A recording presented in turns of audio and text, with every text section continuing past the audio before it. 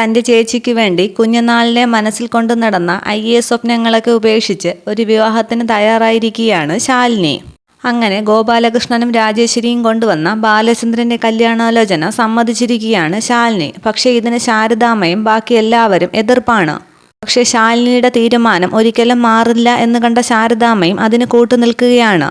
ഒരു നിശ്ചയം എന്നോണം കണിമംഗലം തിരുമേനി കുടുംബശ്രീ വീട്ടിൽ എത്തിയിരിക്കുകയാണ്. ശാലിനിയുടെയും ബാലചന്ദ്രൻ്റെയും ജാതകങ്ങൾ തമ്മിലുള്ള പൊരുത്തം നോക്കി വിവാഹത്തിനുള്ള തീയതി കുറിക്കാനായിട്ട്.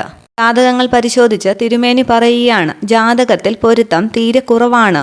ഈ 2 നക്ഷത്രങ്ങളും പ്രതികൂലമായി നിൽക്കുന്ന നക്ഷത്രങ്ങളാണ്. സ്ത്രീ ജാതകം മനുഷ്യഗണവും പുരുഷജാതകം അസുരഗണവും.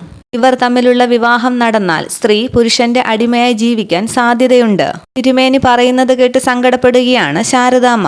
പക്ഷെ ശാലിനി തന്റെ തീരുമാനത്തിൽ നിന്നും പിന്മാറുന്നില്ല. എന്തൊക്കെ സംഭവിച്ചാലും ബാലചന്ദ്രനെ വിവാഹം കഴിക്കാൻ തനിക്ക് സമ്മതമാണെന്ന് ശാലിനി അവിടെ അറിയിക്കുകയാണ്. ഇതിനിടയിൽ അമ്പലത്തിൽ വന്ന പ്രീതിയോട് അർജുൻ ചോദിക്കുകയാണ്, ശാലിനിയെ കല്യാണം കഴിക്കാനായി നടക്കുന്ന ആ ഭ്രാന്തൻ വിഷ്ണുവാണോ എന്ന്. അന്ന് കുടുംബശ്രീ വീട്ടിൽ വന്ന് ശാരികയുടെ നിശ്ചയത്തിന് പ്രശ്നങ്ങൾ ഉണ്ടാക്കിയ സത്യഭാമയുടെ വീട്ടിലെ വേലക്കാരൻ വിഷ്ണുവാണോ എന്ന് ചോദിക്കുകയാണ് അർജുൻ. അർജുൻ്റെ ആ ചോദ്യങ്ങൾക്ക് മുൻപിൽ ഉത്തരമില്ലാതെ നിൽക്കുകയാണ് പ്രീതി. ഇത്രയുമാണ് ഇന്നത്തെ പ്രൊമോ. ഇനി ആരുമായിട്ടുള്ള വിവാഹമാണ് നടക്കുന്നതെന്ന് നമുക്ക് വരും എപ്പിസോഡുകളിൽ കാണാം. Okay, thank